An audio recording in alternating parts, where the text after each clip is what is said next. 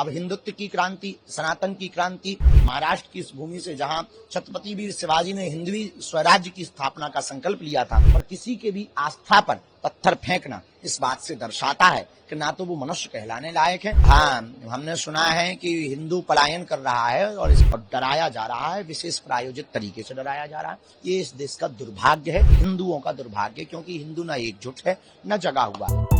पश्चिम बंगाल के मुर्शिदाबाद में हुई हिंसा पर बागेश्वर धाम के धीरेन्द्र शास्त्री ने कहा कि ये दुर्भाग्य है। उन्होंने कहा कि हिंदू पलायन कर रहा है और इस प्रकार भागता रहेगा तो वो दिन दूर नहीं जब मध्य प्रदेश से भी हिंदू भागेगा और महाराष्ट्र से भी हिंदू भागेगा, गुजरात से भी हिंदू भागेगा। हिंदू डरा हुआ है और डराया जा रहा है। आज भिवंडी में बागेश्वर बालाजी सनातन मठ में बागेश्वर हनुमान जी की प्राण प्रतिष्ठा हुई, राम दरबार की प्राण प्रतिष्ठा हुई, इस फटकेश्वर महादेव की प्राण प्रतिष्ठा हुई, गणेश जी की प्राण प्रतिष्ठा हुई। अब हिंदुत्व की क्रांति, सनातन की क्रांति, भगवा की क्रांति, राममय की क्रांति, महाराष्ट्र की इस भूमि से जहां छत्रपति वीर शिवाजी ने हिंदवी स्वराज्य की स्थापना का संकल्प लिया था, यहां से हम हिंदू राष्ट्र की स्थापना का दिव्य संकल्प का बिगुल आज से बजना प्रारंभ हो गया है और यहाँ मठ की स्थापना हो गई है। समस्त हनुमान भक्तों के लिए, राम भक्तों के लिए और उन लोगों के लिए ये बागेश्वर बालाजी का भिवंडी का सनातन मठ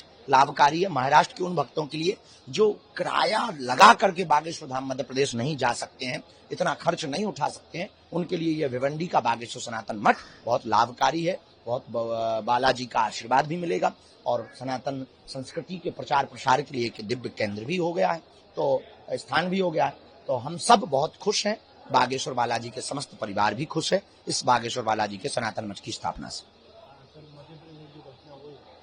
गुना में जो टेकरी सरकार हनुमान जी की भूमि है गुना, वहां पर इस प्रकार का कृत्य होना निंदनीय है। देश को तोड़ने वाले, हिंदुओं को डराने के लिए व विशेष मजहब के लोग अपने मजहब का भौकाल बनाने के लिए इस प्रकार के प्रायोजित तरीके से कृत्य कर रहे हैं। जो हनुमान जी की शोभा यात्रा पर हुआ है, वो कोई भी हो, किसी का भी धर्म हो, चाहे वो यहूदी हो, पारसी हो, मुसलमान हो, ईसाई हो, सबकी अपनी अपनी आस्था होती है, पर किसी के भी आस्था पर पत्थर फेंकना इस बात से दर्शाता है कि ना तो वो मनुष्य कहलाने लायक है, ना वो जीने लायक है। उनको तो भारत सरकार को फांसी की सजा देवे। ऐसे लोगों को, कोई भी होवे, किसी भी सनातन परंपरा का होवे और किसी की भी आस्था को ठेस पहुंचाए, उसको तो दंड देना चाहिए। और हम तो वहाँ के मुख्यमंत्री श्री मोहन जी को कहेंगे, हमारे बहुत ही प्रिय हैं, लाडले हैं, कि उनके घर पे तो बुलडोजर चलाएं।